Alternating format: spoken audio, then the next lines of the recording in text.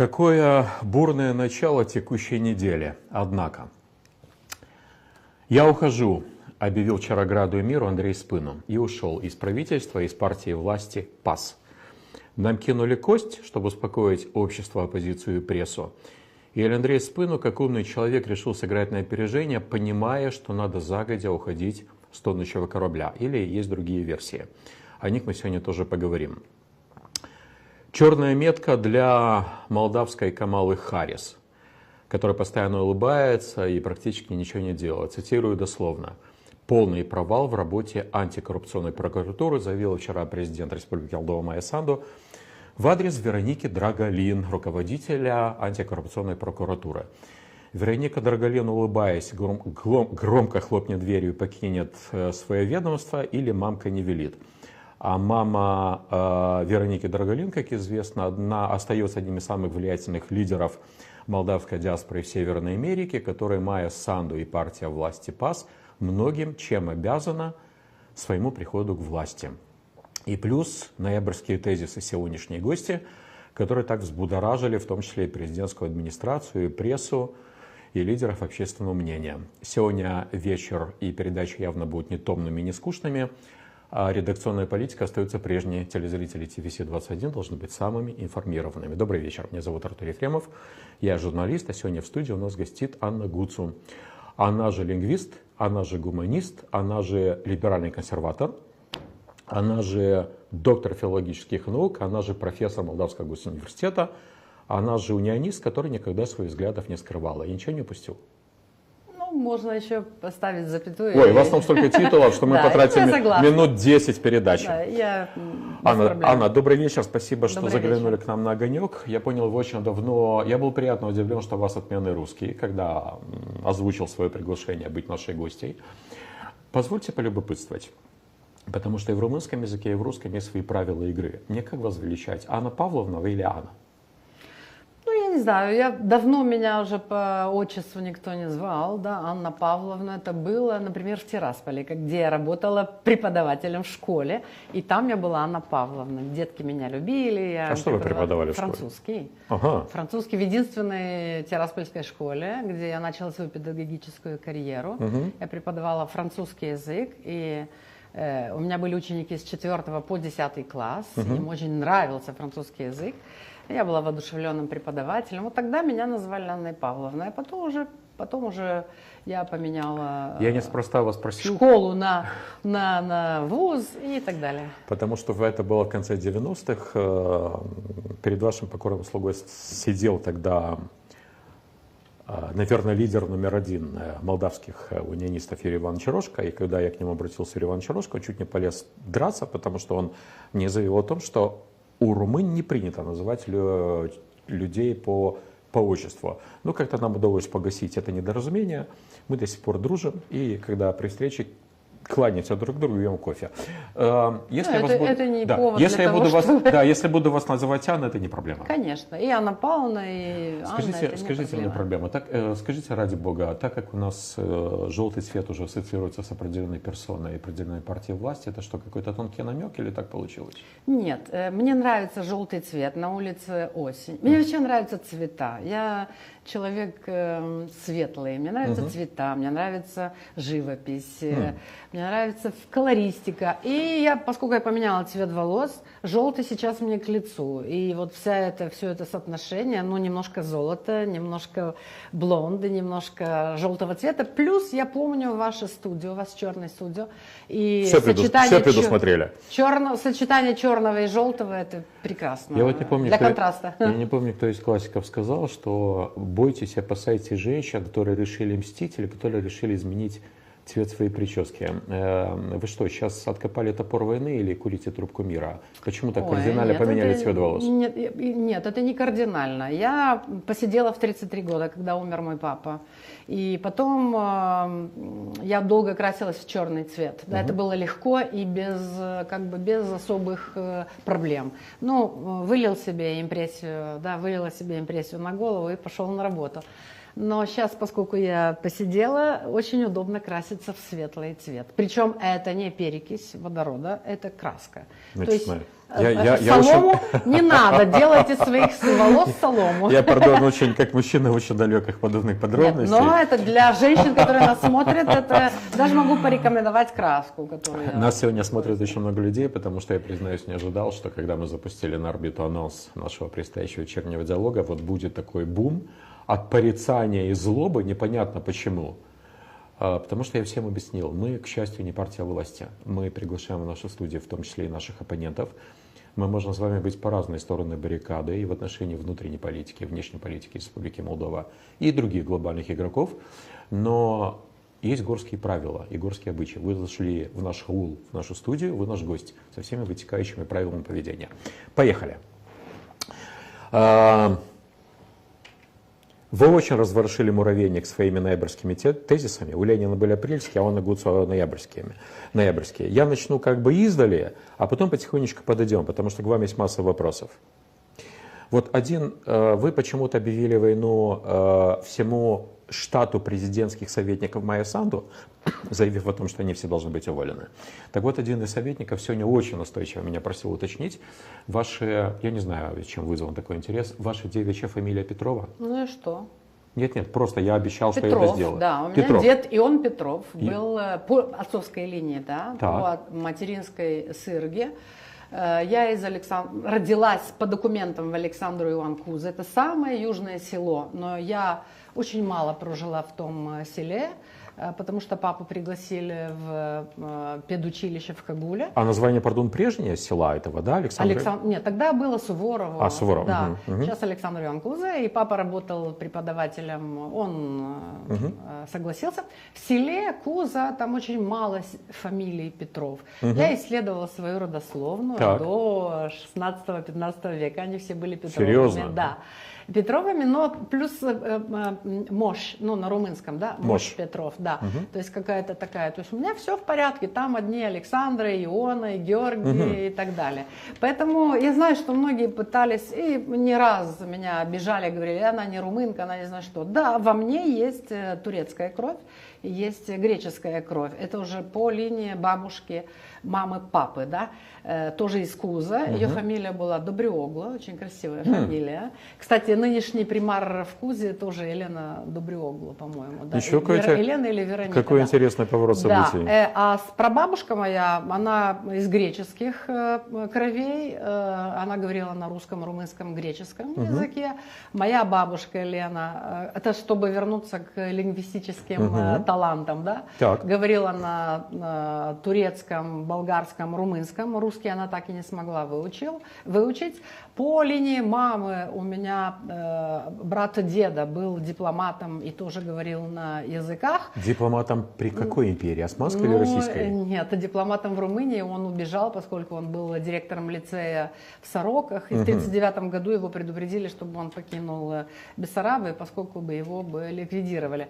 Но потом он был похоронен как бы в той же семейной могиле в селе Зайками, Рыжкан, откуда моя мама. То есть вот такие вот связи и таланты по языковой линии, да. Какой был пик вашей карьеры при советской власти? Ой, никакого пика. Вы были профессиональным учителем? Я была учителем, да. Причем меня не принимали никуда, это так, что было ясно. Почему? Потому что у меня не было влиятельных родителей, которые бы смогли мне устроить какую-то карьеру. Я работала в детском садике в Кишиневе, я работала в Тираспольской школе. Где преподавали французский, да? Где преподавали французский? Французский.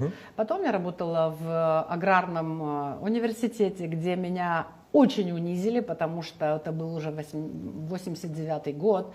Я преподавала румынский язык русскоязычным функционерам, преподавателям и так далее. И меня не провели по конкурсу. Меня провалили на конкурсе на место преподавателя. То есть лектор раньше так называлось.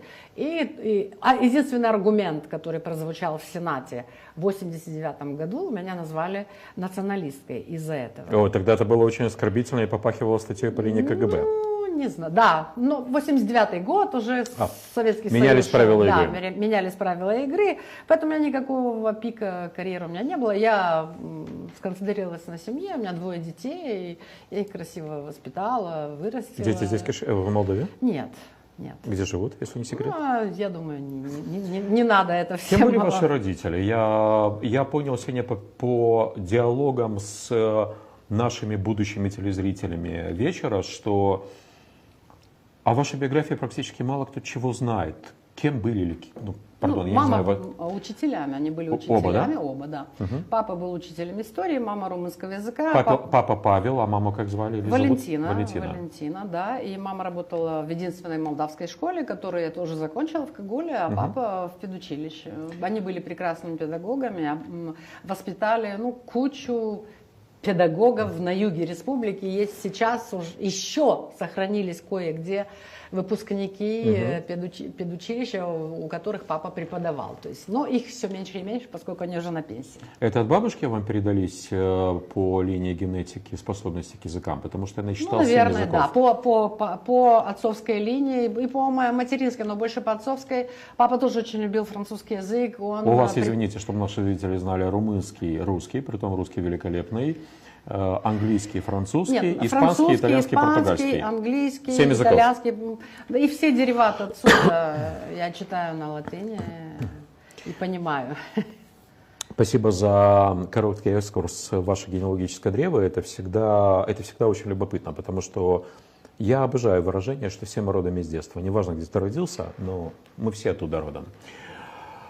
Вы понимаете, что я не могу вас не спросить о 2 событиях, которые произошли вчера, и так треснули немного по сознанию и политики, и партии власти, и оппозиции, и прессы, и общества, и так далее. Что вы прочли между строк в отставке Андрея Спыну? Ну, я думаю, это был ответ Спыну и для Майи Санду, и для мнения, публичного мнения на то, что к нему были самые большие, по-моему, вопросы или претензии со стороны граждан. Потому что с его именем связано в первую очередь энергетический кризис, тогда, когда мы платили за газ очень дорого, да, и не все получили, например, все эти индемнизации для помощи, компенсации. Проскользнула такая информация, что кто-то из его советников имеет какую-то фирму энергетическую на границе Украины с Европейским Союзом, и там все эти газы натуральные были стокированы, чтобы потом их перепродавать. Причем эти газы покупали, когда уже они подешевели. Вот. И я считаю, что да, Спыну мог был быть виновным. У меня на это нет доказательств, но, по-моему, даже прокачивала такая информация, что якобы он имеет досье в прокуратуре антикоррупции. Говорят, целых 3. Или, может быть, даже целых 3. Потом вот эта история с мазутом, да, моторина, который закопали почему-то. Сколько стоило, непонятно была история. Непонятно, что это было. А потом высоковольтные линии, которые строятся сейчас из Акча, Вулканеш, Кишинев, и фирма, которая выиграла тендер, это индийская какая-то фирма, и неизвестно, почему это не было предоставлено возможность, например, румынской фирмой этим заняться. Мы знаем, что Индия это хорошая страна, большая страна, но столько времени, сколько там, знаете, как еще почитают корову и пьют коровью мочу, потому что считают, что это святой напиток, могли бы дать все-таки выигрыш европейским фирмам. Это мое мнение. За эти 2 дня, с момента, как господин Спыну заявил о своей неожиданной отставке, сразу с 2 ипостасей, и правительства, и партия власти ПАС, я насчитал массу теорий, в том числе конспирологических. Спыну просто сожрало общество, Спыну не выдержал психологического прессинга и ушел. Майя Санду была его вынуждена уволить под давлением так называемых внешних партнеров. Вопрос только под давлением кого? Вашингтона, Брюсселя или Бухареста? Ну, явно не Киева. Спыну понимает, что ПАС идет на дно и решил сыграть на опережение.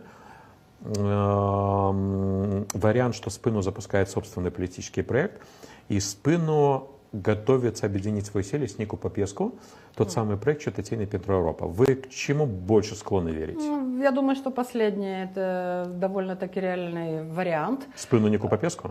Да. И хотя я знала, что Попеску создает свою партию. Но я не думаю, что создаст Попеску свою и Спину свою. Возможно, они объединят свои ресурсы. У Спину есть деньги, немалые деньги. Хотя, честно говоря, мне так подумалось, что, а может быть, он в Кирибати поедет, поскольку мы уже так начинаем дипломатические связи с этой офшорной фирмой, он куда-то убежит, заберет свои денежки и убежит, понимаете? Потому что очень трудно. Люди, все эти политики Республики Молдова, несмотря на их доктрины, на их партии, по-любому у них очень меркантильный интерес, они приходят во власть, они делают бизнес с государством, потому что в Республике Молдова только этот бизнес может принести тебе срочные, хорошую пенсию. Да, нет, не пенсию, может принести много денег, да.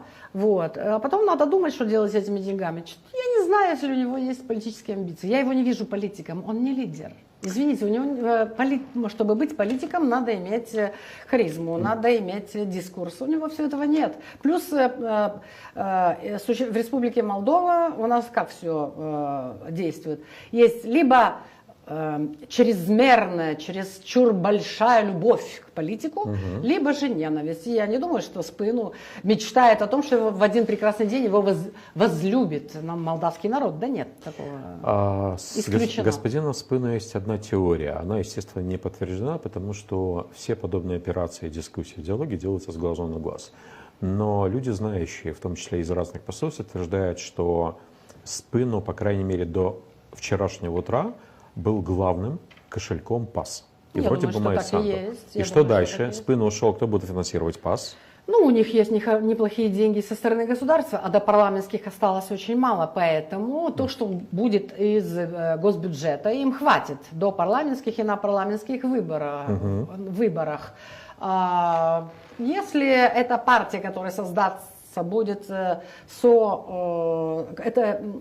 процесс будет согласован или уже согласован с Майей Санду, это будет действовать как вот эти пробирки, васи-коммуниканты. Сообщающие сосуды. Да, сосуды. Если они так себе представляют, что так могут как бы взять к себе тех, кто раньше голосовали за ПАС, а сейчас будут голосовать за Спину. Я считаю, что это проигрышный вариант. Скажите нам, пожалуйста, как вы думаете, Майя Санду после результатов, с которыми она проснулась в понедельник, 4 ноября, и нынешняя партия власти ПАС, они по-прежнему бетон, как было принято у нас говорить во времена одного известного персонажа? Бетон, что вы имеете в виду? Что они такие сплоченные? Да. Не думаю. Партия ПАС, понимаете, партия ПАС это Майя Санду. Если бы Майя Санду проиграла эти выборы, партия ПАС бы раскололась на мелкие частички, причем и в парламенте, и вне, и что вы хотите. Потому что партия ПАС была создана под Майю Санду. Она еще имеет вот любовь народную. И за счет этого рейтинга... Простите, перебью, это важно. Майя Санду... Партия ПАС была создана под Майю Санду, или Майя Санду создала партию ПАС? Это важная поправка. Сначала родилась, как бы появилась фигура Майя Санду, а потом партия под нее. Не имеет значения, кто был на тех списках. Смотрите, кто попал в парламент, какие там депутаты. Это анонимы полные. Если бы Майя Санду проиграла второй тур у Стояноглу, на второй день считайте, что партия ПАС развалилась бы минимум на 3 парламентских групп или фракций, как у нас принято по закону их называть. Вот такое. То есть сколько существует Майя Санду, ПАС просуществует. То есть есть еще ресурс. Ресурс любви к Майе Санду, и он еще что-то даст, понимаете? Вот такое. Но вряд ли партия ПАС возьмет уже столько, сколько взяла, им надо думать об этом, потому что они, к сожалению, исключили любую конкуренцию на правом... И даже это не правая. ПАС это не правая партия, это левоцентристская. Понимаете? Левоцентристская? Да, потому что у них коммунистические инициативы. Я не хочу сейчас начинать все это пересчитывать, но как бы... Хотя один пример приведите. Ну, сейчас приведу один пример. Например, закон по пенсиям, да? Так. Вот индексация пенсий, да, которые... А у нас более 750 тысяч пенсионеров в Республике Молдова, да? Да, есть бедные пенсионеры, а есть и те, которые работали, пахали всю жизнь, скажем, в приватном секторе, частном секторе, да? Так. И вот когда Перчун был депутатом, он и этот Мариан, как его? Мариан, да, его фамилия? Раду Мариан. Раду Мариан, да, вот они вдвоем были в той же комиссии по социалке, да, и они выдвинули, они выдумали схему, как индексировать так, чтобы сэкономить. И они сказали так: индексируются все пенсии, которые маленькие, не знаю что, а у тех, у кого слишком большие пенсии, да, вот 9900 до этого плафона мы индексируем, а все, что вне, мы не индексируем. Извините, так вы что промовируете? Вы промовируете то, что люди не работали, чтобы люди получали малые зарплаты. То есть тот, кто хочет работать, тот, кто работал на издох по 40, по 45 лет, вы ему в голову, так это антиконституционный закон. Некому было просто этим заняться, но это антиконституционный закон. И много других, не знаю, каких там законов уже, и по диаспоре, и по... Много чего они там нарешили, чего Так как мы эту фамилию с вами сегодня уже упоминали несколько минут назад, хочу вас спросить. У вас есть какие-то личные счеты к Нику Попеску, потому что вы пару дней назад достаточно жестко по нему прошлись, назвав его боец-шмекер. Да, потому что Попеску, не то что боец-шмекер, он агент Кремля. Да? Вы второй человек, который нам об этом говорит после Драгуша Галбура. Да, он агент Кремля, причем он наш, да, а этот фин его.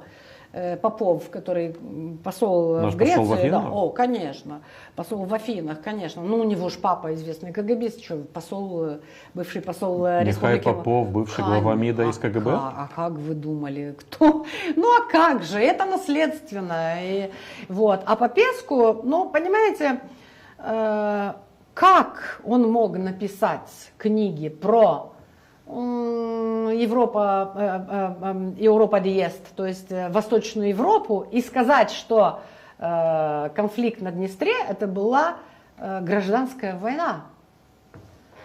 И он этим обидел абсолютно всех. Он потом попытался извиниться в Фейсбуке, но это было неубедительно. Понимаете, и я думаю, что его убрали из МИДа. Именно поэтому, просто это не было сказано из нашего в январе? МИДа. В январе? Да. Это было необъяснимо до сих пор, почему на... Нет, я думаю, но, понимаете, мне просто смешно, когда я вижу, когда снимают министров в ПАС, и потом: о, спасибо вам большое, ах, какой вы были гениальный, вы столько всего сделали, мы вам так благодарны. Так было с Попеску, так было со Спину вчера целый день. Ну, честно, хоть бы как поиначе, потому что весь фанатизм в политике, он неуместен. Нельзя любить министров, политических лидеров и так далее. А вы до сих пор считаете, что господин Попеску, глава молдавского МИДа, работает на российскую разведку? Понимаете, я так думаю, что со шпионской точки зрения, потому что я слушаю и бывших шпионов российских, я как бы продокументировалась из их историй. Со шпионской точки зрения есть прямые, как бы, вот как поймали в парламенте этого Крянга, да, он передает что-то при передаче документов и данных. Да, есть такие, а есть замороженные, которые их профессионально называют кротами. Ну, не знаю, активируют, когда им надо, или он так вольготно фотографировался с Лавровым. Ну, так Попеску кто, крот? Не знаю. Он учился где? В МГИМО. Скажите мне, пожалуйста, кто учился в МГИМО во время Советского Союза, не имея родителей инфлуентных в КГБ, не знаю где, в коммунистической партии? Ну, почему я не попала в ГИМО? Так господин Драгуш Галбур утверждал, сидя на вашем месте пару месяцев назад, что Нику Попеску, по его словам, я хочу быть точно в формулировках, был одним из любимых учеников Сергея Викторовича Лаврова. Ну, тем более, он его, по-моему, писал даже работу дипломную, да, вот это. Ну, все, кто прошли через МГИМО... Я вас неспроста спросила Попеску, потому что есть одна версия, она достаточно круто сейчас педалируется и в ряде, скажем так, влиятельных посольств, определенного Кишиневе, и у нас журналистов, что проект «Читательный Пентро Европа», Да, «Граждане за Европу» — это запасной аэродром для Майя Санду. Ну да, об этом все знают, никакого секрета нет. Я так думаю. А в чем тогда А в чем? логика? Я это поняла сразу. Нет, Артур. секундочку, а в чем логика, если вы, господин Драгуш, утверждаете, что господин Попеску якобы были завербованы? Ну, в России могут 3 структуры тебя завербовать. СВР, служба внешней разведки, Федеральная служба безопасности, ну, бывшая ГРУ, сейчас Главное управление Министерства обороны, военная разведка. А как Санду не может об этом не знать? Я хочу сказать следующее. Поскольку я посоветовал Майе Санду, так сказать... Это ваши тезисы ноябрьские. Да. Избавиться от своих советников. Знаете, кого я имела в виду в первую очередь? Мартин Зига, который является немцем. Немец, который возглавил Конрад Аденауэр Фундейшн в Бухаресте. Да, и он здесь околачивается давно в Республике Молдова с начала 2000-х годов. Кардинал Ришелье Паса. Ну какой кардинал Ришелье, ради бога. Просто вследствие встречи Меркель-Медведев в 2007 году в Германии, да, когда дали друг другу руку и сказали так, Республика Молдова — это зона нашего влияния. Да, Россия Кого и влияние? Германия. Германия и Россия И вместе. что, правила Они игры не будут, поменялись даже после войны, начала войны в Украине? Нет. Сейчас уже некому менять. Стоп. За что? За территорию Республики Молдова сегодня отвечают Берлин и Москва, а не Вашингтон и Брюссель?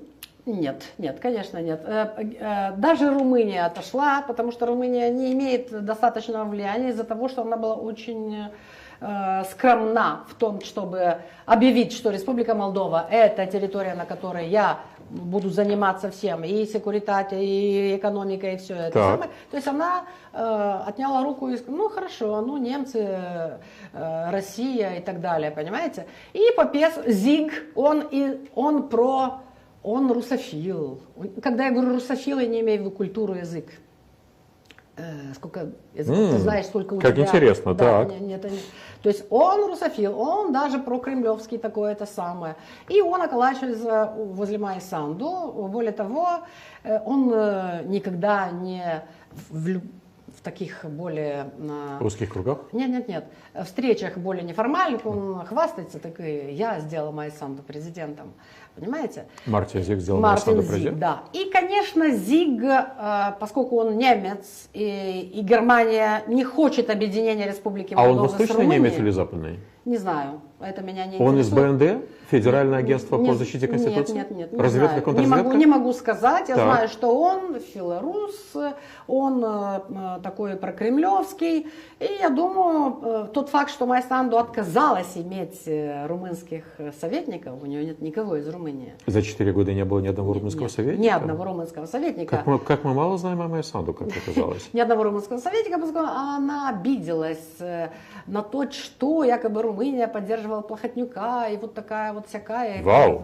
По этому поводу она не согласилась иметь советников из Румынии, то есть Зиг там диктует.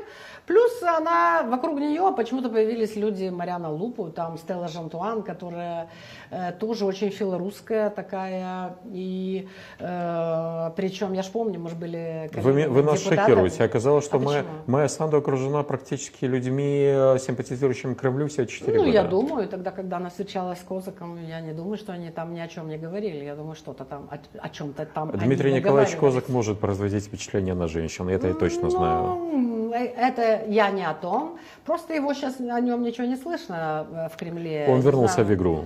Ну, может быть, какая-то башня его примет обратно в игру, вышли сюда, в Республику Молдова. То есть, мое мнение такое, что Россия не совсем она, то есть Кремль, не Россия. Кремль не так он и против Майи Санду. То есть им сейчас не до нас, пока им не до нас. Они хотят здесь просто сохранить хаос и вот такой. Вот на это попытались сделать Сетка, Шора и так далее. А господин Стояноглу не был человеком Кремля в этой минувшей кампании? Знаете, мы тоже со Стояногло были коллегами в парламенте, да? Я его не знаю так лично, но он очень имел хорошую репутацию как бывший прокурор. Он был хорошим депутатом, он был послушным депутатом, поскольку он был в демократической партии. Слово «послушный» в русском языке имеет несколько смыслов. Вы какой смысл вложили в слово «послушный»? Послушный, что не было у него своих инициатив, так, чтобы он вышел с какой-то инициативой, что-то там гроханул в парламенте, произнес какую-то речь и так далее. То есть нет. Но я думаю, что он очень, по-моему, желанием отомстить Пас и Майе Санду за то, что с ним случилось, после чего он был прокурором, его арест и так далее. Я лично считаю, что это было нехорошо сделано и неправильно. Что-то там не так было, понимаете? Неправильно или незаконно? Незаконно, да. Арест Стоеногла. И арест Стоеногла, и все. Но он слабохарактерный, понимаете? Стоеногла слабохарактерный? Я считаю, что он слабохарактерный, потому что у меня была одна инициатива в парламенте, помню этот случай, тогда, когда я... А вы тогда какую партию представляли, напомните? Либеральная, да. Я была у ГИМПу тогда, это был 2011 год. И я хотела ввести поправку в закон о документации граждан, гражданской документации, чтобы каждый гражданин Республики Молдова имел право декларировать свою национальность по своей собственной воле. Вот я считаю себя румыном. Вот так, да? Я считаю себя русским, я считаю себя украинцем, я считаю себя евреем и так далее. Вот. Из всех комиссий парламентских Стоеногла был председателем комиссии, был единственный, который дал мне хороший авиз, то есть хорошее положительное заключение. И когда я вышла на трибуну, к трибуне парламента, представила свой законопроект, и Стоеногла сказал, ну, комиссия, да, положительный. Дьяков тот самый воспрял. Дмитрий Георгиевич? Да.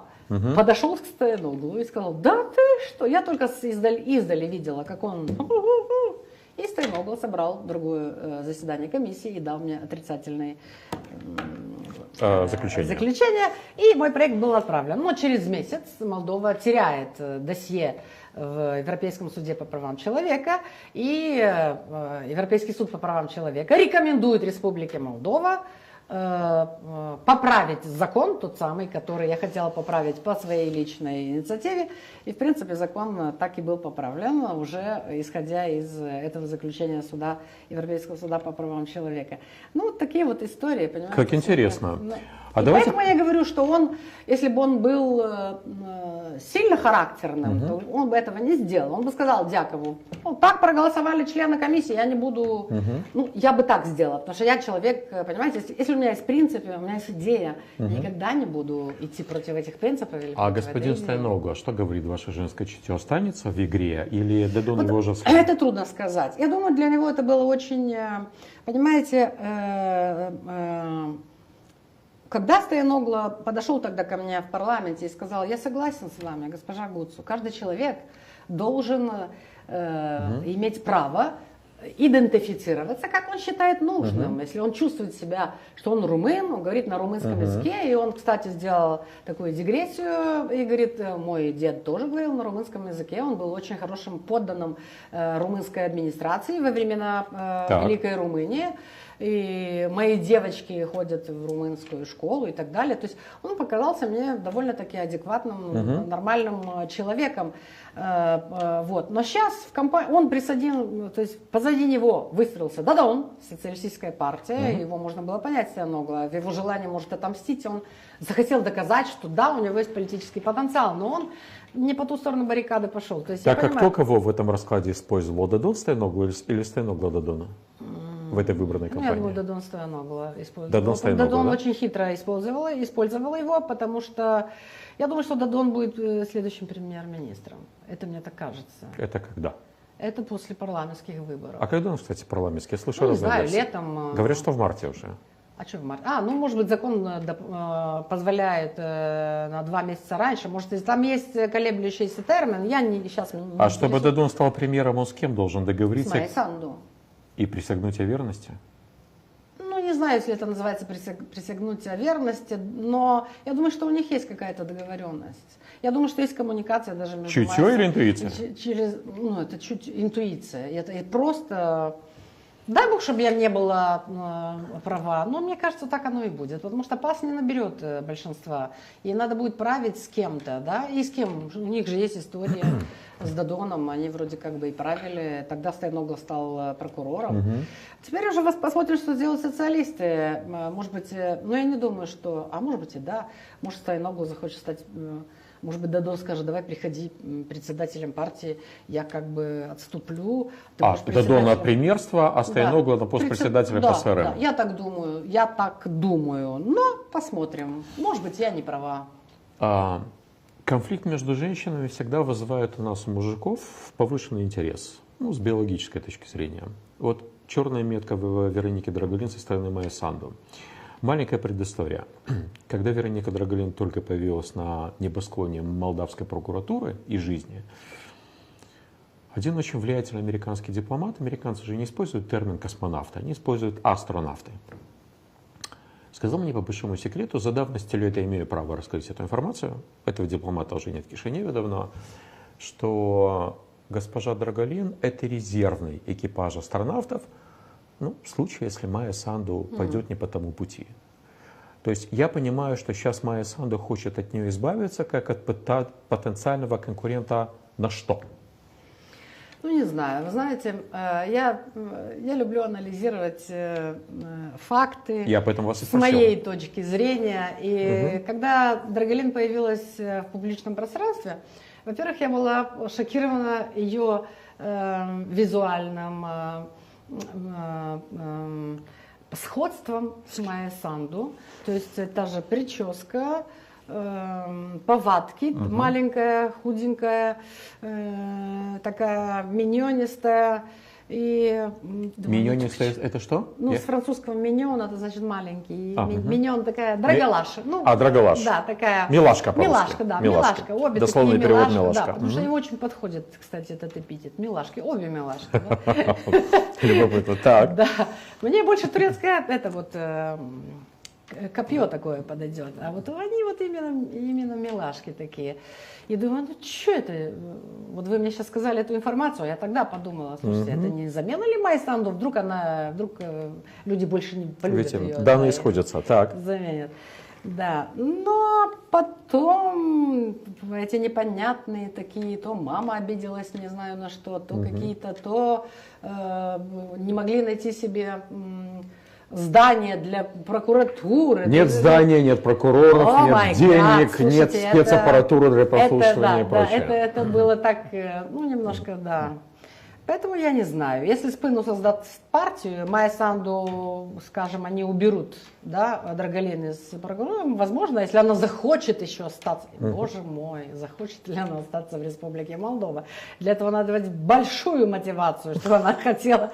Так может, она будет вместе со Спином в той партии, знаете, такое вот это все политтехнологии, обман такой. Она тоже милашка, тоже такая вот самая. Постоянно смеется. Но это, знаете, я считаю, что это просто берут за дурака избиратели, понимаете? Так просто думать, давай мы запустим такую же куколку. Извините за метафору, но так получается, потому что трезвые люди... Слово «милашка» — это литературное слово, не оскорбительное. Нет, но метафора, в смысле, вскрытое сравнение. Я не хочу никого обижать. Я сейчас делаю такой политический экзегез или анализ, вот такое. Поэтому трудно сказать. Мы с вами говорили в перерыве, что то, что происходит в Республике Молдова, это так неинтересно, это так мелко, это так неважно. Все ждут первых шагов Трампа президента. Нет, не обязательно Трампа. Все должно разложиться. Карты международные должны разложиться таким образом, чтобы мы поняли, что нас ждет. Потому что после войны России против Украины много чего должно измениться. И тот же ООН, да, правильно сказала по-русски. И тот же ООН, и Евросоюз уже как бы не успевает, что-то у них не так. Мир поменяется кардинально, насколько я понимаю. Да, я тоже так считаю, что после победы Трампа поменяется мир, во-первых, в политическом дискурсе, то есть политическая речь будет другая, нарративы будут другие, акценты поменяются. И Трамп, если он как человек отдельно взятый, социально взятый, отдельно взятый человек, он имеет характер и какие-то большие недостатки, тоже Харрис как-то обозвал женщин, мизогинные такие и так далее, вся история. Скажем так, нетривиальная личность в американской истории. Но как политик, И в политике вообще. Вот почему Харрис, причем Трамп одержал очень серьезную победу. Разница в 5 миллионов и в 47, кажется, голосов выборщиков, если не изменяет Так это память. 47, это очень много. Это очень много для американской реальности. Президент США был избран, нужно 270 голосов выборщиков, он набрал 312 или 313. Это очень много, это очень много. Но зато он шоумен. В прошлом он был шоумен на телевидении, и он политический шоумен. Он владеет искусством речи больше, чем как актер. Потому что тот политик, который не владеет искусством речи и не имеет в своем интеллекте силу языка, а язык это великая сила, да? Посмотрите, Стояногла на дебатах. Мне не понравились эти дебаты. То есть, конечно, у нас даже нет культуры дебатов. Не хочу возвращаться. Каких дивидендов мы ждем от господина Трампа нация и страна? Мы ничего не ждем. Знаете почему? Потому что мы не вправе ждать. Для того, чтобы ждать какие-то дивиденды от великой страны, как Соединенные Штаты Америки, ты должен быть игроком. Мы не игрок. Мы не игрок. Мы за столом, скажем, переговорным после войны, или когда начнутся переговоры для... Между Москвой и Вашингтоном? Да, нет. Между Украиной и Россией, Россией и Украиной для перемирия, возможного перемирия, а потом для мира, там по стороны, так сказать, будут и Вашингтон, и Брюссель, и, не знаю, Париж, Берлин. А вот где будет Кишинев? Где будет Кишинев? Вот я сейчас скажу. У нас есть две перспективы. Либо мы будем сервированы на этот стол переговоров как жертва, да, и это уже случалось, это была Ялта и Потсдам, и все, что вы хотите, это случилось со всей Европой, не только с нами. Когда нас никто не спросил. Никто не спросил, если Россия скажет, Кремль скажет, я хочу сохранить влияние в зоне влияния Молдовы. И если нас сервируют на этот стол переговоров... Она сервирует так? Как вы думаете? Или второй вариант Это есть? Возможно быть. Это возможно может быть. Понимаете? Вероятностный прогноз. Да, это возможно может быть, потому что если... Украине очень тяжело сейчас. Украина не получает достаточно вооружений и так далее. То есть, если эта война будет выиграна Кремлем и Россией, нам будет очень-очень плохо. Понимаете? Я вам хочу задать один вопрос, очень провокационный, и мы уходим на рекламу. Следующий блок мы приступаем, и вернемся к нему после рекламы. Реклама пройдет быстро. Почему очень многие наши соплеменники, русскоязычные, украиноязычные, гагаузы, молдавские болгары, многие молдавские евреи считают слово унионизм матерным словом? Я не знаю. Это надо у Они них спросить. никогда не задумывались? Нет, никогда не задумывалась. Я просто знаю, что в Республике Молдова, к сожалению, после декларирования независимости в 1991 году, вот, например, балтийские страны, они сразу же начали процесс декоммунизации, декагебизации, да, и дерусификации, потому что русский язык принес идеологию. А у них была перлюстрация, кстати, в Литве, Латвии, Эстонии? Я не знаю, если у них была люстрация. То есть агентура КГБ была раскрыта? Но у них прошел очень серьезный процесс декоммунизации и декагебизации. Понимаете? Причем они еще ведут этот процесс. Знаете почему? Потому что оккупация продолжается. Она называется ползущая оккупация. Но ползущая оккупация и в Республике Молдова существует. А она была не только латентной, но и активной. Потому что если вы читали книгу о Великой Румынии, что творилось у нас здесь в Бессарабии между 1918 годом и 1940, вы знаете прекрасно, что все миноритарии, они участвовали в легальных организациях, которые вели подрывную работу против румынской администрации. Монархии. И почему? Вот почему? И у нас ничего не изменилось, потому что у нас здесь в Республике Молдова, к сожалению, политики не имели Фаберже. Для того, чтобы... Не понял. Что не имели Фаберже. Вы яйца Фаберже. На латинском это тестикулус, кажется, да? Вы это хотите? Фаберже это великий... Нет, я знаю, кто такой Карл Фаберже. Да, но он русского происхождения, русского еврейского, который он сотворил свои изумительные яйца. Ну, я вместо... Вы использовали метафору. Да, а то я думал, мало ли, может, у них, потому что яйца Фаберже до сих пор стоят миллионы и миллионы. Ну да, это красиво. А я понял. Хорошая метафора. Короче, а у молдавских политиков до сих пор нет яиц Фаберже, да? У них не было Фаберже, чтобы освоить историческое прошлое, вот оно сохранить память и ассумировать румынскую идентичность. Они старались так, давайте мы скажем людям, что они хотят слышать. Вот так. Да, и это повторяется до сих пор. И это повторяется до сих пор. Реклама произойдет быстро, мы разогрелись, ждите интересных подробностей дальше.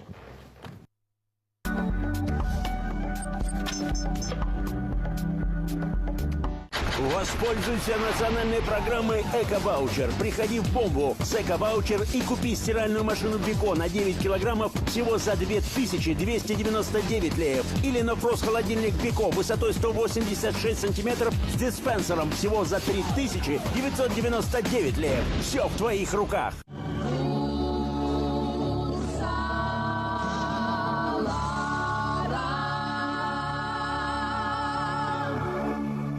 Black Friday de neuitat în rețeaua de magazine Carpet Outlet. Doar în perioada 8-18 noiembrie profită de o super ofertă de neratat. Covoare de la doar 49 de lei metrul pătrat.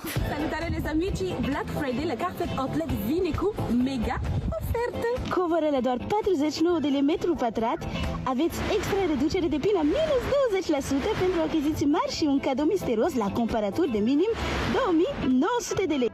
Nu uitați, intrați pe la magazin Carpet Outlet din Chișinău și Braț de la 8 până la 18 noiembrie și o să aveți șansa de a câștiga premium. Pregătește-ți casa pentru sărbători. Doar în aceste 11 zile de Black Friday, livrare gratuită în toată țara pentru achiziții de minim 2900 de lei. Vino la Carpet Outlet până pe 18 noiembrie și profită de ofertele incredibile de Black Friday. Самая добрая детская стоматология в Кишиневе. Прикиндел Кудалбдент. Мы готовы прийти на помощь вашим малышам. Дружелюбные, добрые стоматологи.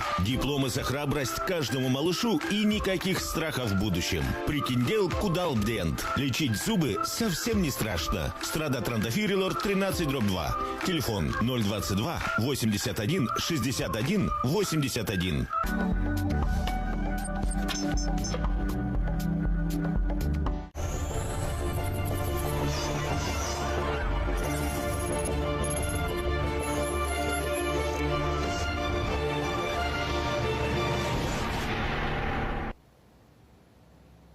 Я, с вашего позволения, хочу вам озвучить несколько фамилий.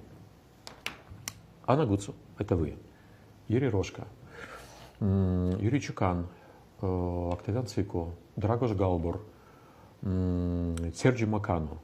Это все унионисты сегодня? Ну, судя по их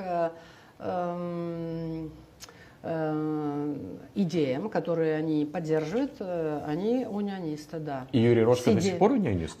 Вы сказали первый Рожко. Ну, я не знаю. Вот про Рожку я не могу ничего сказать, поскольку он влился в эту дугинскую струю, да, и что-то фундаментальный ортодоксизм, православие, то есть стезя, так какая-то другая стезя. Он ушел, по-моему, нет. Он даже высказал, что он больше не ратует за объединение. Он даже отрекся от Юрий Иванович уже живет давно в другой вселенной, насколько я понимаю. Скажите мне, пожалуйста, вот меня попросили наши грузинские коллеги, друзья и партнеры, нас смотрят и в Грузии, как казалось. У них тоже есть проблема с территориальной целостностью Абхазии, Южной Осетии. Да. Жарко в Абхазии. Вы можете кратко для грузинских наших друзей сформулировать, кратко, но емко, что такое унионизм с точки зрения Анны Гуцу? Ну, унионизм это чисто локальный феномен для Понимаю. румынских территорий. Поэтому и потому прошу. что, да, потому что очень многие считают, что объединение территорий, например, они говорят о Приднестровье и Республике Молдова. Нет, я не считаю, у меня отдельное мнение по Приднестровью. А для грузинских коллег унионизм для меня лично, для моей семьи, для моих родителей, дедов, прадедов, которых уже нет в живых, это значит, что территория Республики Молдова должна быть объединена с Румынией, причем это объединение не должно быть на каких-то условиях типа федеральное государство А на каких? или автономия, просто слиться. И быть одним из жудецов? Несколько жудецов, да, можно. Несколько жудецов. Да, 3, нет, не один. Хотя у нас валовый внутренний Продукт? ВВП Республики Молдова, он меньше, чем ВВП отдельных Жудеца Илфов, к Жудеца примеру. Илфов, Жудеца Прахова или другого, понимаете? Но с экономической точки зрения, то есть вот так. И мы бы сэкономили, что для меня это идейная концепция, это традиция моей семьи. Это смысл вашей жизни? Я не политик профессиональный. Вы не профессиональный политик? Нет, я После не 3 профессиональный. десятилетий молдавской политики вы не профессиональный политик? Конечно. Я в политике была 6 лет, и потом депутатом в парламенте, потом еще что-то там пыталась сделать, но я не профессиональный политик, я преподаватель. Я свободомыслящий человек. Сейчас я вообще ни в одной партии не состою, да. Вы ушли из либеральной партии? Меня выгнали оттуда давно, еще в 2013 году. А либеральная партия еще существует? Она существует, Михаил Гимпу там председатель. А где он? Что-то невидимый Михаил Федорович. Ну, наверное, он отошел от политической деятельности, я не знаю. А племянник его где?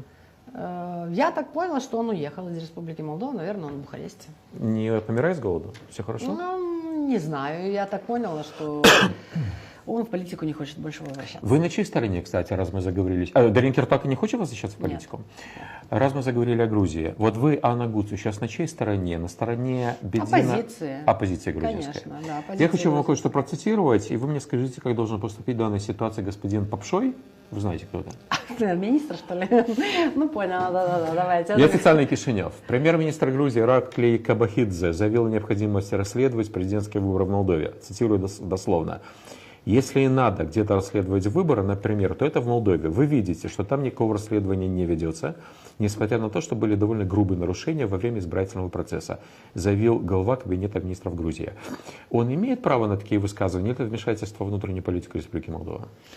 Ну, понимаете, сейчас люди, Бердзина и Иванишвили, они стараются как-то оправдать. Я поняла, что последняя новость, президент Грузии, она хочет перевыборы, организовывать перевыборы. Госпожа Зурабишвили. Да, Зурабишвили, переорганизовывать выборы парламентские. Я думаю, что это не случится.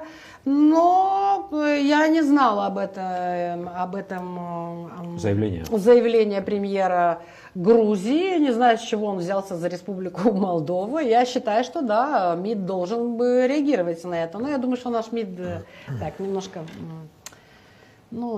такое вот... Но после того, что вы сказали господину Попеску, возникает масса вопросов. Да, потому что он туда привел людей, в наш МИД, которые тоже имеют какой-то... А господин Попшой чей человек? Ну, он пасовский, Попшой из Пасов. Абсолютно. Да, но он не на своем месте, это я сразу могу сказать. Почему, чем Потому что мне нравится, что мне кажется, что он не тянет на министра иностранных дел. А потолок его профессиональный где? Потолок? Ага. Чем он должен заниматься, чтобы быть эффективным максимально? Ну, не знаю. Не знаю, какой у него бэкграунд. Я знаю, что он защитил... Был своим сотрудником американского посольства. Да, он был там в секретариате, потом выиграл какую-то fellowship, стипендию в Италии, он защитил свою докторскую диссертацию на тему Украины, Грузии, Молдовы, представил эту книгу где-то там. Ну, в общем, такие. Я не знаю, на что он способен, честно говоря, потому что кроме таких речей очень... Великоречавых. Лимбаж дилем, ну как сказать? Деревянные, то есть деревянные избитые сленг. фразы у да, нас на в тему русском европейской языке. интеграции и так далее, я от него ничего не слышала. То есть скука смертная? Да, скука еще та. Скажите мне, пожалуйста, преснопамятный лозунг, который перевернул сознание многих людей, и вас, молдавских румын, и молдаван, и русских, всех граждан, входящих в понятие «нация» Республики Молдова. Чемодан, вокзал, Россия. Стыка 80-х, 90-х. Это позор новейшей молдавской истории? Или это было неизбежно на тот момент? Нет, это было неизбежно на тот момент, потому что в социальном ментале, в коллективном менталитете того времени, когда мы возвращались к румынскому языку, когда люди должны были осознать свою идентичность и так далее, ну и это нормальная реакция против меньшинств. И я хочу сказать одну вещь. Знаете, вот на протяжении наших 30 с чем-то лет... 33 уже. 33, да. Вот, это наше общество такое, оно разделено. Я когда слышу всю эту бельберду про то, что общество, оно расколото, и что давайте объединим... Да нет, ни в какой стране объединенного общества. Это не существует. Для этого и существуют политические идеи. Аристотель что сказал? Что человек это политический анималь политик, политическое животное. Животное, да. То есть каждый человек имеет какие-то опции идеологические. Ему нравится право, ему нравится лево, ему нравится еще что-то другое, не знаю что. И против этих опций нельзя искать какое-то, давайте объединимся вокруг чего-то. Нет такого. Объединяются все либо по идеологической преференции, либо по... что нас может объединить? Ну, конечно, все люди хотят жить хорошо, материально, то есть живот. И это правильно, это правильно. Ну, как бы, все зависит от того, от философского разделения на идеи и материю, да, материально и идеологически. А мне нравится выражение, она очень приземленная, она вроде бы примитивная, но я обожаю Отто фон Бисмарка. Ему принадлежат слова: чем будет богаче каждый бюргер по отдельности, тем будет богаче Германия. Ну, это не совсем сейчас подходит к нашему контексту, понимаете? Потому что мы всегда будем бедными. И бедными с материальной точки зрения, и с спиритуальной, духовной точки зрения. Потому что тут было недостаточно образования в Республике Молдова, понимаете? И это мы... Это при количестве университетов, академий... Это все не берется во внимание, потому что это все... Мы в бывшем Советском Союзе, Республика Молдова, Советская социалистическая, занимала последнее место по проценту людей с высшим образованием. Есть такая статистика? Конечно. Мы занимали в СССР последнее место? Последнее место в СССР. А как так получилось? Поэтому, поэтому и создались университеты, и произошла массификация высшего образования. То, что в Штатах, например, имело место в 30-е годы. Понимаете, мы как бы опоздали. Поэтому я лично, поскольку я работала в университете, я считаю, что пусть все имеют университетское образование. Гражданин, который пройдет через университетские коридоры, я думаю, что он все-таки при выпуске, когда он возьмет свой диплом, он все-таки будет лучшим гражданином, чем тот, который шляется просто где-то там и ничего не делает и так далее. То есть нам не хватает образования. Вот так. Теперь смотрите, что случилось между тем. Мы недообразовались, да? Внимание, мы недообразовались, и тут хоп, появляется Facebook, TikTok и вся эта бельберда, соцсети, которые я считаю... Если брать библейские истины, да, добро, зло, что они больше сделали, добра или зла? Я считаю, что больше зла, потому что, к сожалению... Философский вопрос. Потому что, не философский, просто обыденный, об этом надо думать каждый день. Потому что, к сожалению, все эти соцсети, они вынесли на поверхность, то, что плавает и не тонет, понимаете? Это с точки зрения недовоспитания, образования и так далее. И смотрите, к сожалению, из-за этой революции соцсетей, да, что происходит? Да, у нас, с одной стороны, есть доступ к информации, но кто-то имеет доступ к той информации, каждый живет в своем шарике, да? Вот возьмите молдавский ТикТок, лучше туда не лезть. Лучше туда не лезть, потому что там это дурдом. Дерьмо. Нет, это дерьмо. Еще хуже. Это хуже, да? Я открыла себе тоже, у меня свои каналы и так далее, но я не ориентируюсь я ориентируюсь на элитную публику, то есть те, кто умеет слушать и понимать. Те, кто меня обзывает, я тех блокирую, потому что, к сожалению, и вот вся эта дичь, которая происходит дикарство и хейт-спич, и все, что вы хотите в соцсетях, это перевернуло и понятие демократии. То есть понятие демократии, которому старой, доброй демократии, которую в греческие времена, да, античные, мы привыкли, что вот, да, пусть народ, да, классическая формула, к сожалению, она изменилась, и сегодня, благодаря этой революции соцсетей, демократия выпихивает вперед людей, которые, ну, не совсем заслуживают, чтобы они руководили странами, нациями. А ведь такое было уже во времена Великой Французской революции, когда была масса крови и придумали гильотину. Нет, это не то. Это, еще кстати, хуже? Нет.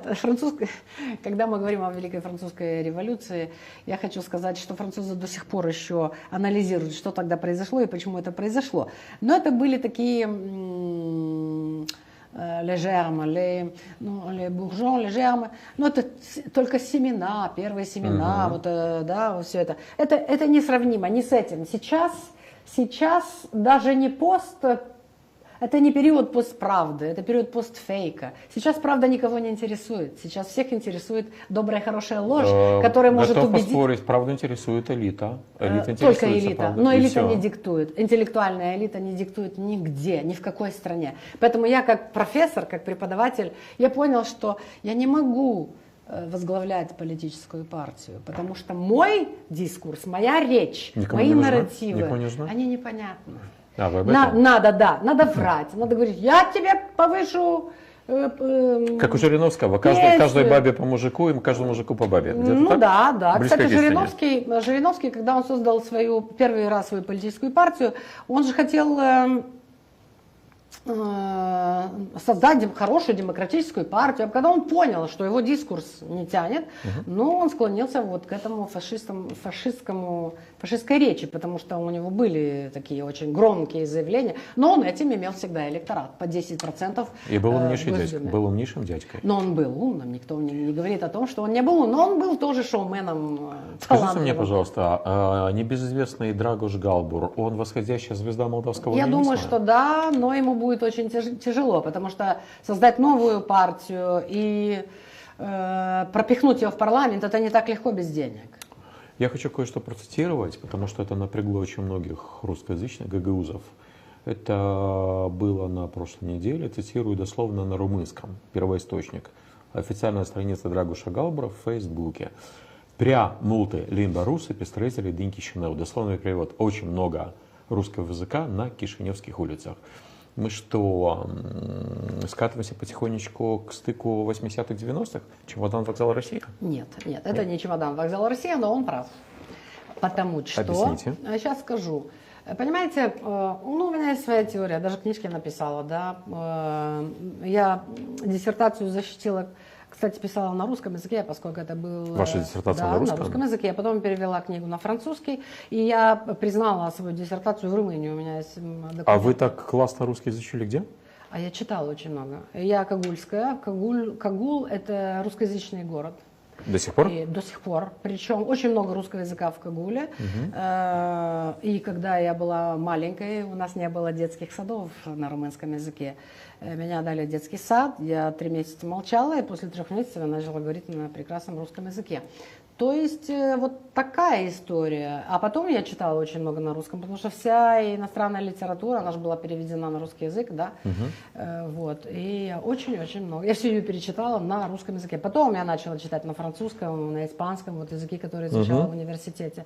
Очень много читала на русском. То есть чтение. Вернемся к заявлению господина Галбура. Да. Значит так. Русский язык у нас неофициальный. Русский язык у нас не является языком общения между этническими и национальными меньшинствами. Почему русский язык должен быть везде? Да, я согласна. Как? Надо брать пример с балтийских стран. А может, с Швейцарии? Давайте я расскажу про Швейцарию. Я люблю этот пример. История Швейцарии, давайте так, история Бельгии, начиная с 18 века по наши дни, политическая история. В основном это история войн, которые вел император Леон в Африке, и история лингвистических законодательств. Так. История Швейцарии, то же самое. Просто Швейцария, она существует много веков, то есть В отличие от Бельгии. более 8 веков, и там это федеративная традиция, которая ее просто невозможно. Это очень интересно, потому что долго существовало, и французскоязычные швейцарцы, они не хотят быть французами, понимаете, это отдельный, да. Берем Швейцарию, вот у них федеральный парламент в Берне, да, там 3 официальных языка в парламенте, 3 официальных я языка, знаю. Итальянский, французский и немецкий. Кстати, немецкий язык в Швейцарии, он не тот немецкий, который говорится в Берлине, это какой-то очень странный немецкий диалект, который вознесли в ранг языка. Это очень редкое лингвистическое явление, да. Так. Но мы не забудем, что там кантоны, да, свои кантоны. Ну, Немецкоязычные, французскоязычные. Как у нас районы. Нет, у них свои парламенты, у них свои вы об этом? правительства. Да. А вот в парламенте федеральном в Берне, да, там 3, ретро-романш не является языком парламента, да.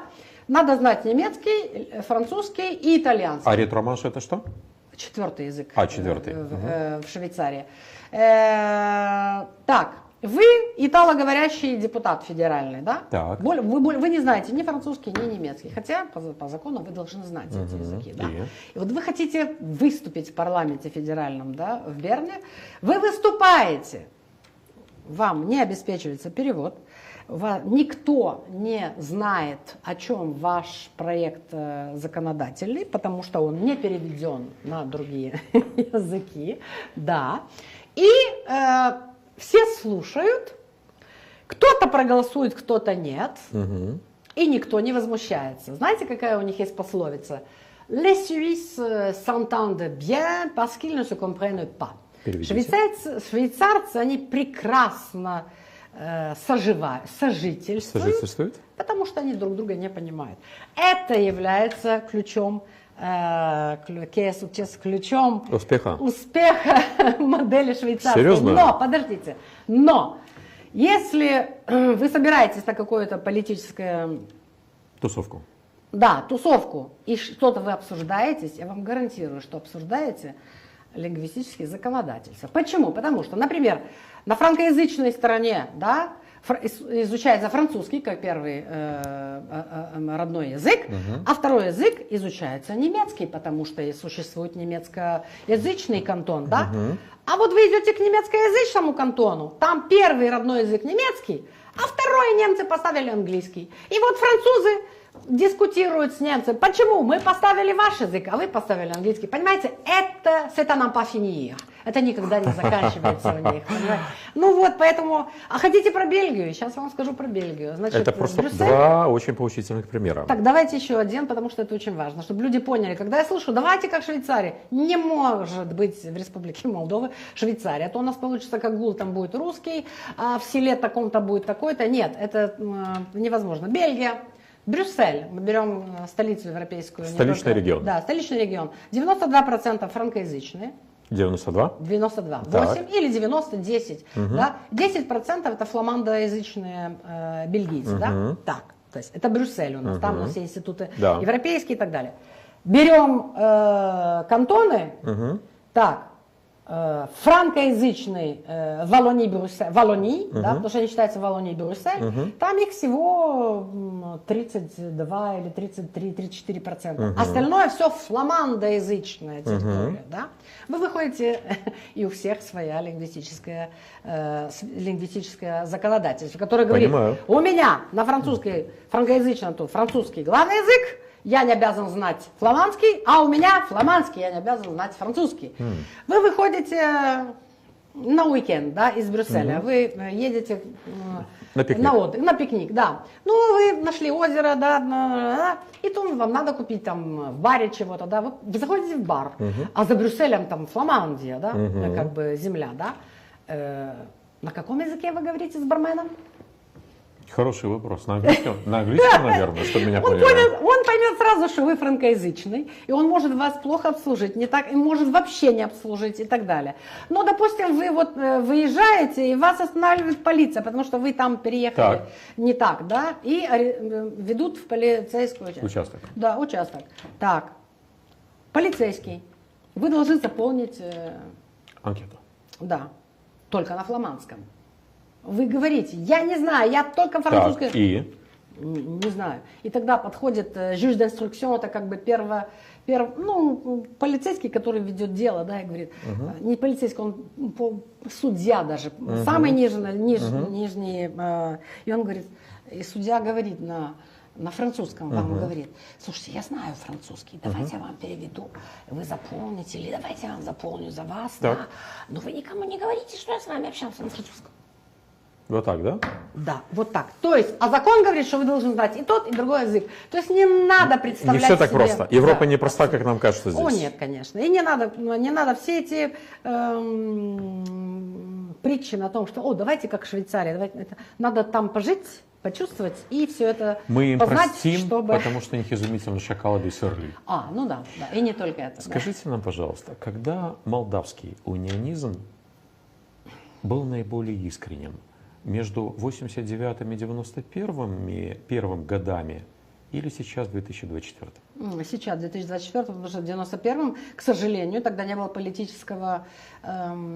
воинца политика, политическая воли, чтобы объединиться с Румынией. Потому что в 91 году, когда объявили независимость Республики Молдова, я думала, что объявят объединение с Румынией. Понимаете? Я не думала, что мы будем... 33 года Нет, обсуждать что мы эту тему? Нет, что мы будем независимой республикой. Я не хотела этого. Я была молода тогда, и я сказала, что это надолго и безрезультатно. Понимаете? Тогда надо было объединяться. Ткните, пожалуйста, пальцем в того румынского политика, которого вы, Анна Гуцу, считаете будущим румынским Гельмутом Колем, который сможет объединить... Нет, на Таких данный нет? момент не знаю. Мне трудно. Не видно. Басеску был один, но он ушел из политики, я думаю, что... Басеску уже не в политике. Вы знаете, был шанс очень хороший, когда Басеску, сейчас скажу, когда он приехал сюда, в Республику Молдова, в 2017 году, я еще тогда была коллегой с Шалару в Пуне, партиду Унитете Национале, и Басеску хотел тогда приехать и сказал... Будучи президентом. Нет, он не был президентом. Он сказал, я хочу вмешаться в молдавскую политику, потому что у него было гражданство. Но тогда Плохотнюк Дадон забрали у него гражданство, Майя Санду до сих пор Так, его не Дадон или вернула. Плохотнюк? Я слышал, что Дадон. Нет, забрал. Дадон, но без... Что Решение делал Дадон принимал без Плохотнюка. Плохотнюка? Конечно. И этот факт обрадовал не только Дадона и Плохотнюка, но и Майю Санду, и Андрея Анастасия. Тогда они же были... Андрей Анастасия был восходящая звезда. Они очень боялись Басеску, потому что Басеску любят не только унионисты. С Басеску в молдавской политике им делать просто было нечего, ни Санду, ни Анастасии в те годы. Так я о чем говорю. Это был единственный шанс, который появился раз в 100 лет, да? Который мы просто потеряли. И я думаю, что... Так что такое сегодня молдавский унионизм, учитывая, что в Румынии нет своего Гельмута Коля, Конрада Аденаура, Шарля де Голля, господи, на худой конец Франсуа Миттерана? Это миф? Или это бизнес? Понимаете, нет, это не бизнес. Нет, это не бизнес. Нет, ни в коем случае не бизнес. То, что там существует Семен Шишак, это политические, мошенники. Кто мошенник? Семен и Шишак, политические мошенники. Джордж Семен? Да. И Аур, кажется, да? Да. Это политические мошенники. Они говорят, что они за объединение, они не за объединение. Они все проголосовали против в румынском парламенте, когда речь шла о помощи Республике Молдова. Как ты можешь считать себя унионистом, когда ты голосуешь против?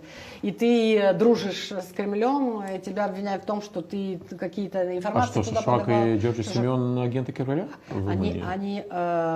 Они как бы не согласованные, или может быть согласованные, не согласованные агенты Кремля, потому что Жак, она любит Россию, она любит любвеобильно, она против Украины. Возбуждает очень многих мужиков в молдавской политике, это мне доподлинно известно. Я не знаю. Смешно, мне смешно, когда видишь таких персонажей. Так что, унионизма в ближайшие 50 лет не будет? Нет, он есть. Отдельные идеи у отдельных партий, у Но не отдельных более. лидеров. Но не более. Нет, может случиться. Понимаете, меня не интересует не само движение, меня интересует объединение Республики Молдова с Румынией, потому что в условиях войны России против Украины я считаю, что для нас всех, причем невзирая на наши взгляды политические, на то, что мы принадлежим разным религиям, разным национальностям, меньшинствам, не знаю, по разным категориям, это не имеет значения. Для нас всех объединение с Румынией это положительный фактор. Я, может быть... Даже гагаузы не понимают этого. Мне жаль их. Мне очень жаль, что они этого не понимают. Это может быть воспринято как некий холодный душ, но сегодня очень многим нашим будущим телезрителям, которым я ответил на их реплики, у них была какая-то дикая ярость в ваш адрес, вы это все читали, да? И я им очень четко объяснил. Не совсем дикая, но такая неприязнь. Неприязнь. Да. Я объяснил. Мы, в отличие от партии власти, хотим пригласить в нашу студию всех интересных личностей, не просто биологических существ, мужчин или женщин, а тех личностей, с которыми мы даже по разные стороны баррикад. Потому что интересно выслушать умного оппонента и профессионально подготовленного. Так вот, холодный душ. Так как по роду деятельности я вынужден по работе встречаться с массой людей, в том числе и с разными дипломатами, вот когда я обсуждаю тему так называемой УНИРи с представителями посольства Венгрии, Болгарии, Украины и прочее, они смеются и говорят, а кто позволит?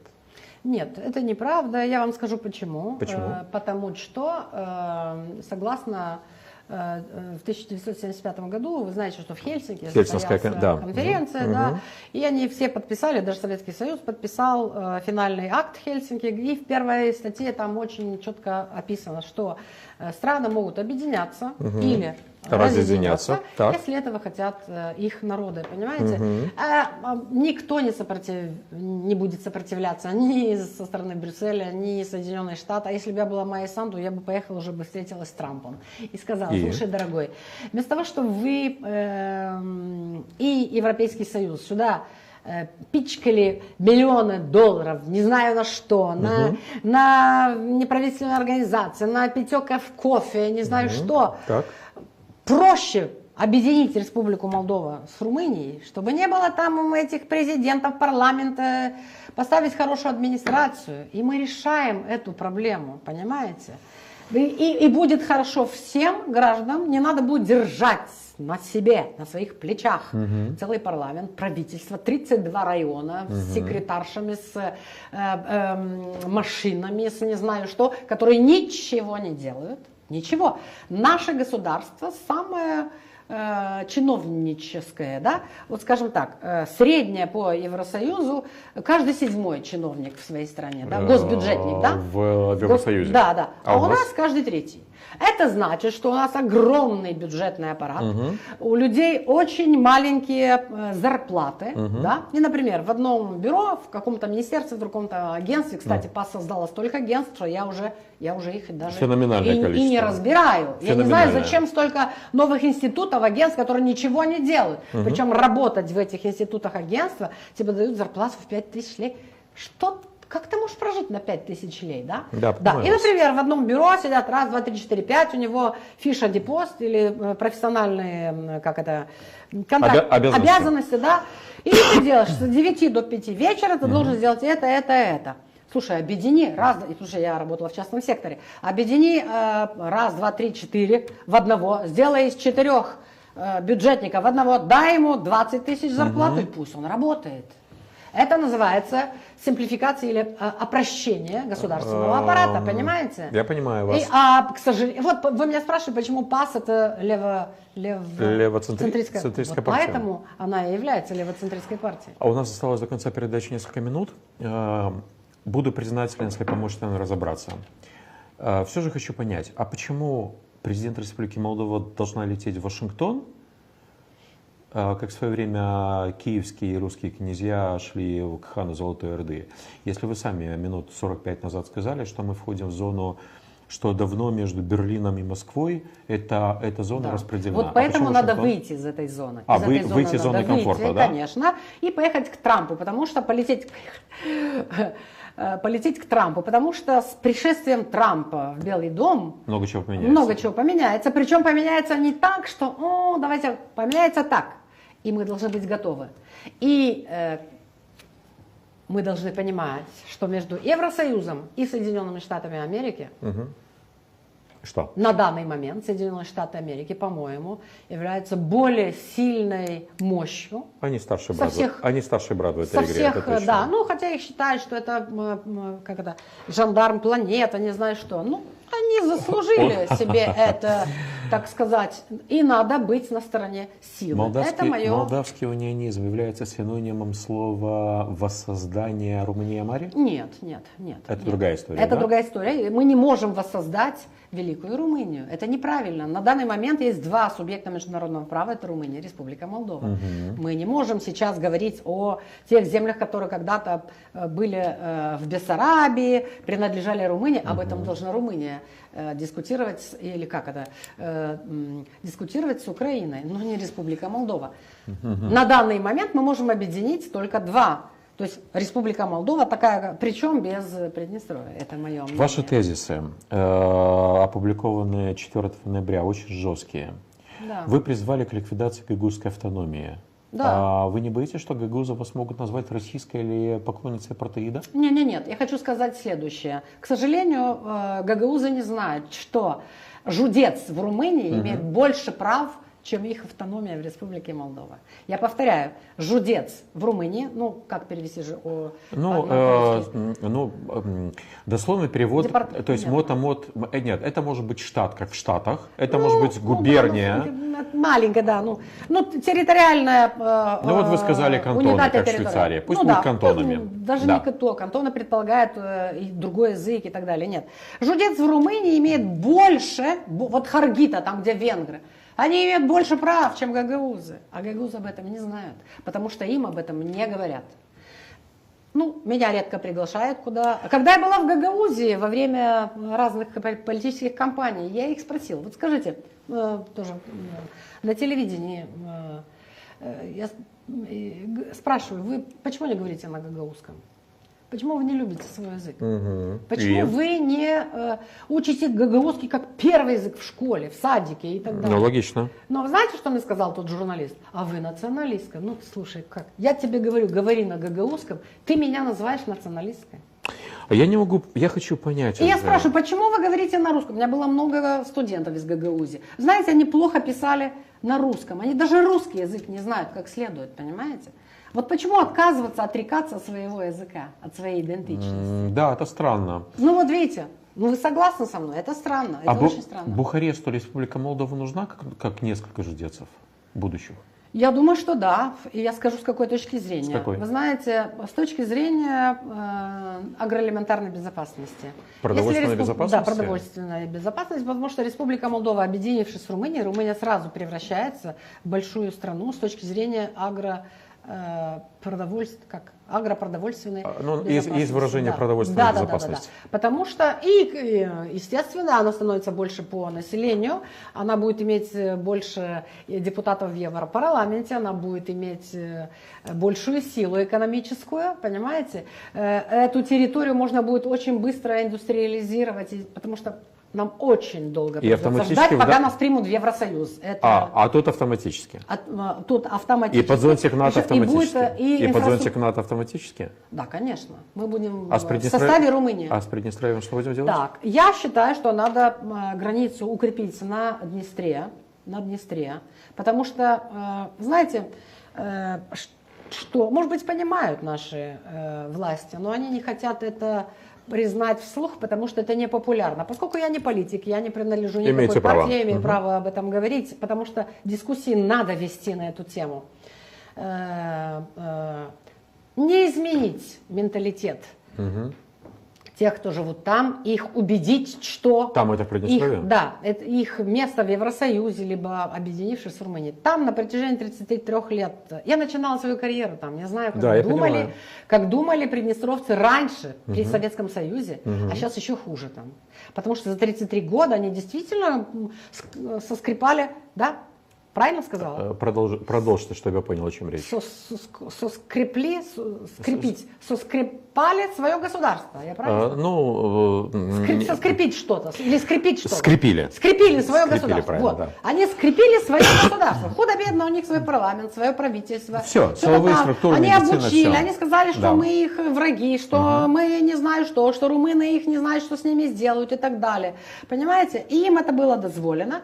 А теперь, как ты можешь говорить, что я когда слышу эту фразу, мы признаем интегритата территориальную целостность Республики Молдова. Ну как ты можешь признавать свою территориальную целостность, ты или твои партнеры, если ты там ничего не контролируешь? Понимаете? То есть с ними потом будем думать, что будем делать. Почему? С кем они захотят. Они приднестровцы. Да. Но у них с два кем они варианта. захотят. Три варианта. Стать, Ну, у них три варианта. стать вторым российским С Калининградом. Да, да. Правильно. Либо с Украиной, либо с нами. Но с нами они никогда не захотят. То есть не надо строить никаких иллюзий. Не надо строить Приднестровье- никаких. Я Приднестровье- считаю, что это все пустословие. Думать, что мы там что-то, мы их там убедим. И пихаем туда. Евросоюз пихает. Мы занимаемся самообманом. Самообман и да. Я знаю, что многие не согласны со мной, но надо быть реалистом. Ты хочешь в Евросоюз или хочешь объединиться с Румынией, ты должен что-то уступить. И это неизбежно, чтобы эта зона, она отошла от нас. Вы призвали, опять же, 4 ноября в своих тезисах один из самых таких жестких Визы пунктов. для Нет, россиян. вы призвали к разрыву дипотношений с Россией. Да. Хотите стать лично врагом Путина? Ну, а что Путин? Путина там нет, это собирательный образ Путин. Кремлю не нужна Республика Молдова. Она не нужна как территория, поверьте мне. Она не нужна. И даже если завтра будет референдум по объединению с Россией, понимаете, допустим, да?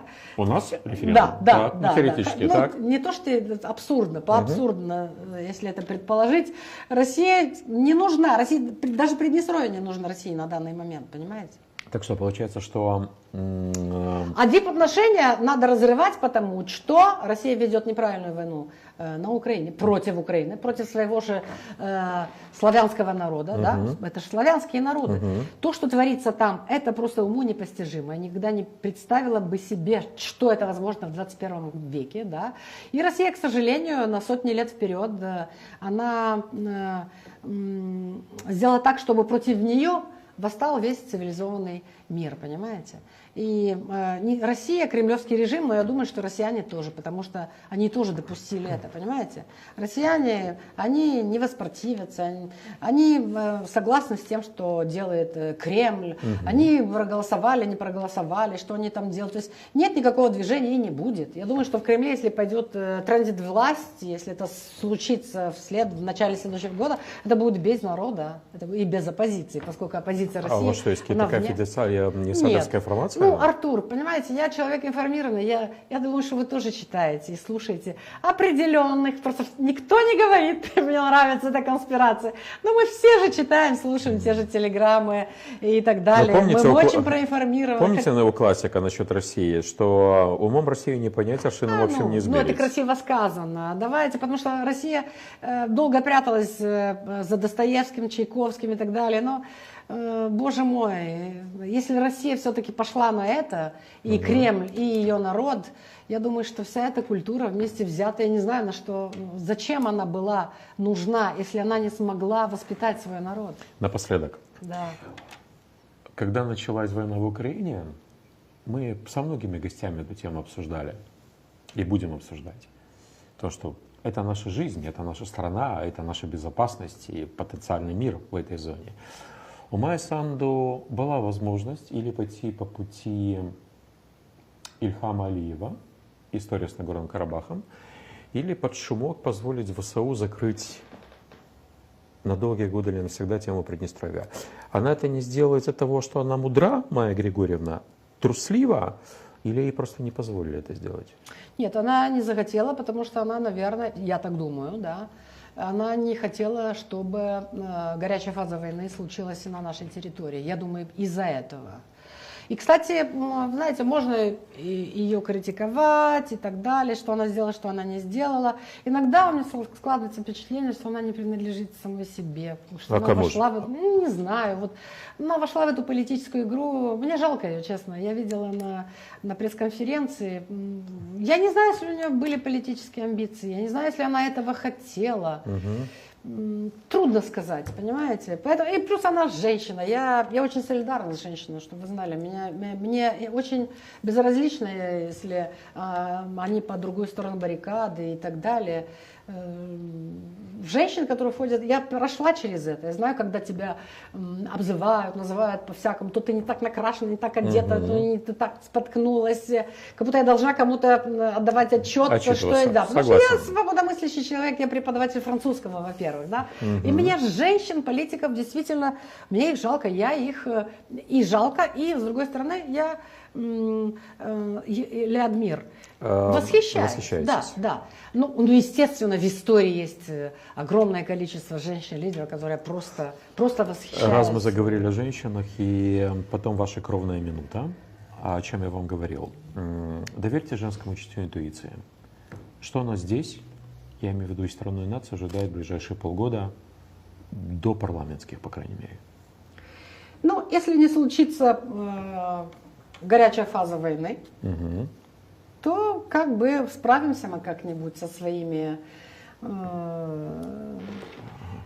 проблемами и да, суетой? В нашей маленькой Дании, да, Данемарка Ностромика, что неладно что-то В датском королевстве? В датском, вот. Мы со своим Цитируйте классика. Мы справимся с нашим датским королевством, если не будет горячей фазы войны. Молдаване всегда выживали при всех империях. Да, они были всегда транзакционалистами, но, конечно, было бы неприятно вернуться в 40-й год прошлого века, когда нас оккупировали Советский Союз. Так это была оккупация или аннексия? Да. Это была оккупация или колонизация, как хотите, так называйте. Потому что я сейчас, мне очень нравится история Латинской Америки, знаете, очень интересная. Это очень интересно, но это очень долго, лучше не стоит. Нет, там называют это колонизацией, мы называем тут оккупацией. Называйте как хотите, колонизация, оккупация, синонимы для меня. По правилам нашего диалога, я каждому нашему гостю предоставляю его время, в которое не смею вмешиваться. Камера за моим правым плечом ваша. Остаюсь при своем мнении. Когда нация живет не в самое простое время, дайте народу побольше солнца, света, надежды, доброты и тепла. Дорогие телезрители, я реже бываю на этом телевидении, но я считаю, что разность наших мнений, то, что мы имеем другие или разные идеологические приоритеты, не должно, конечно, исключать тот факт, что мы все гуманны, мы все люди, мы все хотим мира, мы все хотим добра, мы все хотим хорошо жить. Побеспокойтесь о ваших семьях, это в первую очередь, о ваших детях, о ваших внуках. Если у вас есть возможность улучшить свою жизнь любым способом, новая какая-то профессия, новое какое-то занятие, сделайте это. Потому что политические распри, они были и всегда будут, но это не самое главное в нашей жизни. Вы не поверите, вы, оказывается, за время нашего диалога произвели неизгладимое впечатление на определенных мужчин в Приднестровье. Вам помогли с переводом. Оказалось, что дословный перевод румынского слова «жудец» на русский – «уезд». Да, уезд, правильно. Уезд. Спасибо. Хорошо, спасибо. Спасибо. Анна, я на самом деле вам очень признателен. Мы в прямом эфире встречаемся впервые. Я надеюсь, что мы будем продолжать общение на все воле небес, как говорят китайцы и говорили китайцы. Я понимал, я честно сказал своим коллегам, что мы идем на абсолютно осознанный риск, потому что, учитывая телезрителей, которые нас смотрят, эти люди, состоявшиеся мировоззрением, психологией, со своими плюсами, минусами, болячками, счастливыми моментами жизни, что нас, наверное, я имею в виду эмоционально, морально, психологически закидают яйцами, бананами, киви и прочее, прочее. Но политика TVC-21 остается неизменной. Наши телезрители должны быть самыми информированными. Это А. Второе. Мы не партия власти, мы никому не намерены закрывать рот. Наше приглашение госпоже Санду, и господину Ричан, и господину Гроссу, и господину Спыну, озвученное вчера, и господину Красносельскому, и госпоже Башкану Гуцул. Все остается в силе. ТВС-21 открыто для любого диалога. Так же, как и для иностранных послов, аккредитованных в Кишиневе. Позвольте от имени наших телезрителей сказать вам сердечное спасибо. Вы для меня, по крайней мере, и я уверен, для всех, кто нас смотрел, помогли расставить многие точки над «и» в теме юнионизма. Что это случится не завтра. Я не знаю, когда это случится. И вы, наверное, не знаете. Но, как говорил Мартин Лютер Кинг, у меня есть мечта. Да? У каждого из нас есть мечта. Я вам желаю по-прежнему быть активной, яркой, резонансной, даже если ваша точка зрения не совпадает с редакционной политикой ТВС-21 и с мнением наших телезрителей. Но на том держалась, держится и будет держаться земля молдавская, и молдавская нация, которая выжила и при Крымском каганате, при татаро-монголах, и при Османской империи, и при Российской империи, и при Советском Союзе, и будете жить и дальше, несмотря ни на что. Спасибо вам огромное. Друзья, у нас сегодня гостила очень интересная женщина, яркая женщина, позволю себе сказать. Это Анна Гуцу, лингвист, гуманист, либеральный консерватор. Продолжим эту тему в следующий раз. Унионист, которая никогда не скрывала своей точки зрения, своей жизненной позиции, своей жизненной философии. Да, она считает, что, будучи Республикой Молдова, вы в составе Румынии. А многие считают, что Молдова должна стать вторым российским Калининградом, а некоторые считают, что Молдова может стать вторыми Гавайями или Аляской для Соединенных Штатов Америки. Это и называется демократия, плюрализма мнений. На следующей неделе мы, позволю себе маленький анонс, мы ждем в гости Ирину Влах, потому что Ирина Влах занимается созданием своей политической партии, и мы хотим понять, с чем эта партия будет кушаться в дальнейшем, какие у нее амбиции, по крайней мере, на предстоящие парламентские выборы. Сегодня в прямом эфире ТВС-21 о главном была Анна Гуцу и ваш покорный слуга Артур Ефремов. Берегите себя, жизнь продолжается, несмотря ни на что и ни на кого. Душевного и уютного вечера и до следующей встречи у нас в студии. Всего доброго.